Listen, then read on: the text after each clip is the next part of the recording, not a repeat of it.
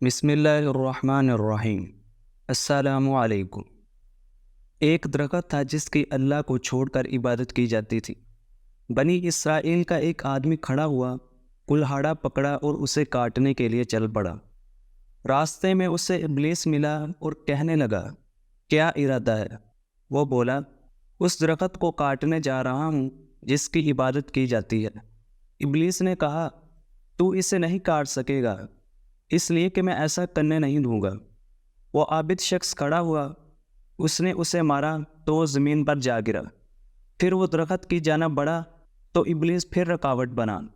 اس شخص نے پھر اسے مارا اور وہ زمین پر گر گیا۔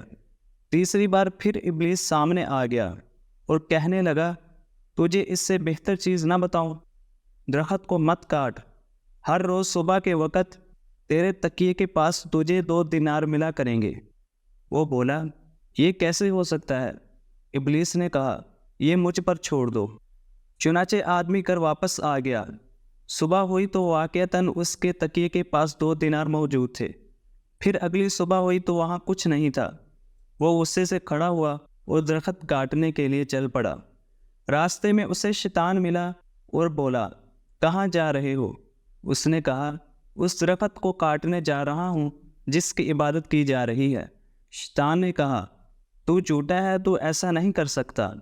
وہ کاٹنے کے لیے آگے بڑھا تو شیطان نے اسے مار کر زمین پر گرا دیا اور اس کا گلا گھونٹا حتیٰ کہ وہ مرنے کے قریب ہو گیا۔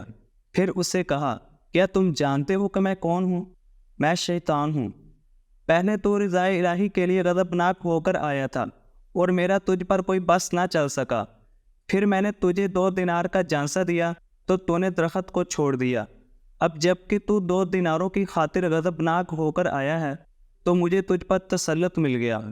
یہاں سے واضح ہوا کہ اگر عمل خاص رضائے الہی کے لیے نہ ہو تو عمل کرنے والا دنیا یا آخرت میں اس کا ثمر نہیں پا سکتا۔ نیز بندے کو اپنی قوت و طاقت کے استعمال کے لیے اخلاص و للہیت کا سہارا لینا چاہیے۔